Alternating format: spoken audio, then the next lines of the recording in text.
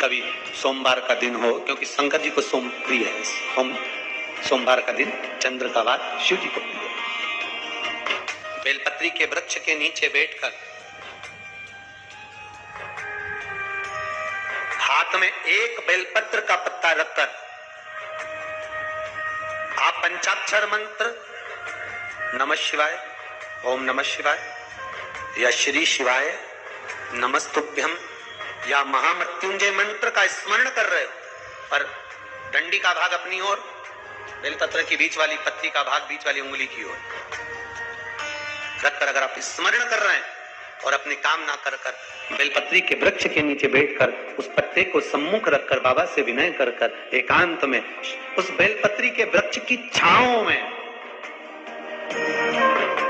बेलपत्री के वृक्ष की छांव आप कामना कर कर उस पत्ते को शंकर भगवान के ऊपर समर्पित कर रहे हैं, तो ये जान कर रखें कि पार्वती और शिव का मिलन करवा रहे हैं और अपनी मनवांछित फल कामना पूर्ण करवा रहे हैं। क्योंकि शिव और पार्वती का जब मिलन होता है, शंकर पार्वती जब एक दूसरे के सम्मुख में होते हैं, शिव और पार्वती जब एक दूसरे के सामने अपने बच्चों के कारण एक दूसरे के सम्मुख में आते हैं, तो उनके चेहरे पर प्रसन्नता का भाव आ जाता है।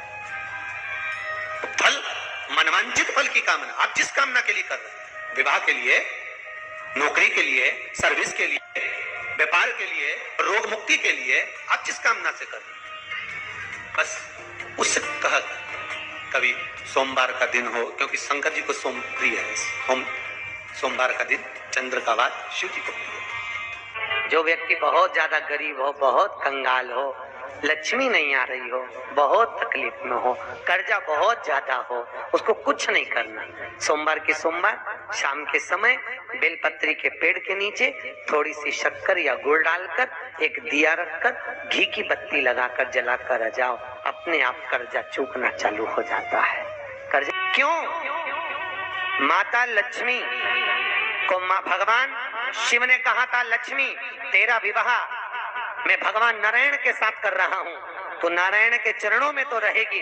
पर एक बात याद रख, माता पार्वती के नयन अश्रु से प्रकट हुए बेलपत्र के नीचे शाम के समय पर तेरा निवास होगा, तो प्रतिदिन शाम के समय पर बेलपत्र के पेड़ के नीचे बैठकर नारायण की आराधना करेगी। जो तेरे नाम का दिया बेलपत्र के पेड़ के नीचे लगाएगा, उसका घर संपदा से भर जाएगा।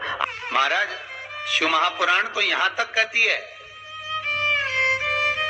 कि आपका कोई काम अटक रहा है, कोई काम नहीं हो रहा, बहुत परेशान हो गए, बहुत थक गए, उस काम के लिए सबके हाथ भी जोड़ लिए, सबके पास होकर आ गए, पर वो काम बढ़ ही नहीं रहा, तो निवेदन करते हैं, घी के दिए में काली तिल डालकर सोमवार के दिन शंकर जी के मंदिर के सामने तुम रुका जी का नाम लेकर दिया लगाकर जिस काम को तुमने दुनिया के आगे कहकर देख लिया, कर देख लिया, नहीं हुआ, उस कार्य को एक बार दिया लगाकर निवेदन कर कर फिर जाकर देखना, काम आगे बढ़कर ही रहेगा, छूटेगा नहीं।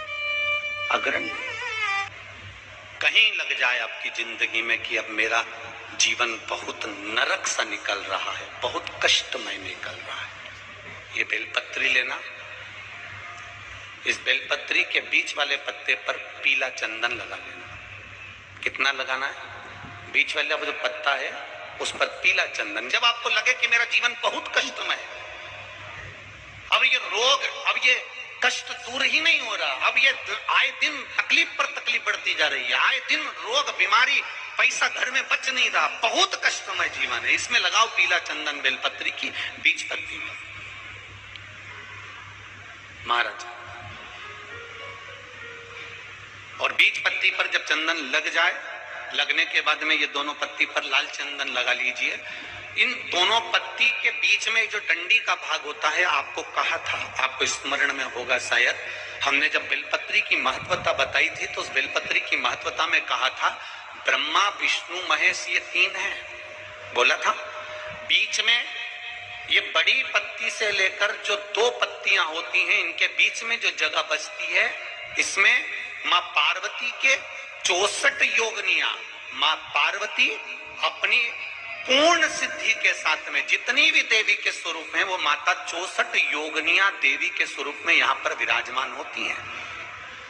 2 पत्ती के नीचे से जो डंडी होती है नीचे तक, ये पूरी डंडी में 33 कोटि देवी देवताओं विराजमान होते हैं इस पूरी डंडी के अंदर। तो ये बीच वाली पत्ती है, ये जो बीच वाली पत्ती का जो भाग होता है, इस पत्ती के भाग में शहद का प्रयोग कर कर, यहाँ पीला चंदन, लाल चंदन, शहद का प्रयोग कर कर इसी तरह से पकड़कर ये बेलपत्री की जो डंडी है वो अशुक सुंदरी पर जब आप समर्पित करें तो जहां से जल बहता है उस ओर पर इस पत्ती को चढ़ाकर केवल आपके हृदय की बात कहकर देवाधिदेव महादेव से कोई भी शिव जी का मंत्र, पंचाक्षर नमः शिवाय, षडाक्षर ओम नमः शिवाय, श्री शिवाय नमस्तुभ्यम या महामृत्युंजय मंत्र, जो शिव का मंत्र हो आपके पास में, उसको बोलते हुए देवाधिदेव महादेव को धीरे धीरे जल की धार चढ़ाना प्रारंभ करो। जल की धार जब पूर्ण होने लगे, उसमें थोड़ा जल बचे, तब अशुक सुंदरी पर जो तुमने बेलपत्र चढ़ाई है वहां उस जलधार को चढ़ाए। ये प्रयोग आपको केवल सोमवार की अष्टमी पढ़ने पर ही करना है। कौन से दिन करेंगे? जम के बोलिए जरा। सोमवार की अष्टमी पढ़ने पर यह प्रयोग करें और जल चढ़ाकर बाबा से विनती कर कर उसी बेलपत्र को वापस उठाकर कहीं जलाशय में या किसी पेड़ के नीचे विसर्जन कर दें और 1 लोटा जल वहां भी चढ़ा दें। बस निवेदन कर कर आ जाइए, मेरा बाबा 3 माह के अंदर हाथ जरूर पकड़ेगा और आपको दलदल से बाहर निकाल देगा। कोई सहज नाम नहीं है तुमरुका जी का। कौन है तुमरुका? जिसका व्याख्यान शिव महापुराण में बारंबार आता है, जिसकी भक्ति की श्रेष्ठता देवऋषि नारद से भी प्रबल मानी गई है। देवऋषि नारद को तो कई बार अभिमान आ गया। एक बार भगवान विष्णु के सामने जाकर कहते हैं कि मेरे बराबर नाम नहीं लेता कोई तुम्हारा। भगवान शंकर के सामने जाकर कहते हैं कि कामदेव को मैंने जीत लिया। ब्रह्मा जी के पास जाकर कहते हैं कि सृष्टि का निराकरण करना आपका काम है, पर मैं सारी सृष्टि का भ्रमण कर लेता हूं एक क्षण में। जो देवऋषि नारद इंद्र के सामने जाकर कहते हैं कि तुम्हें सत्ता का आधिपत्य जताना नहीं आता, आधिपत्य किसे कहते हैं वो जानते नहीं हो आप। वो देवऋषि नारद जिनके भीतर भजन का बल, तब साधना का अहंकार इतना ज्यादा हो गया था कि देवताओं को भी कई बार देवऋषि नारद को नीचा दिखाने के लिए बंदर का मुख लगाना पड़ा था, अहंकार को छोड़ने के। पर उसमें भी प्रबल तुमरुका जी जो शिव महापुराण की कथा कर रहे हैं, उसमें भी प्रबल। उनका नाम मात्र, पहले भी कहा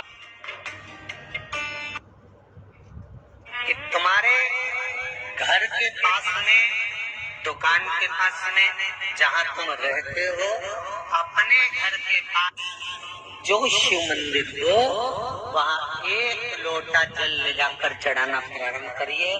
1 लोटा जल सारी समस्या का हल है, केवल 1 लोटा जल।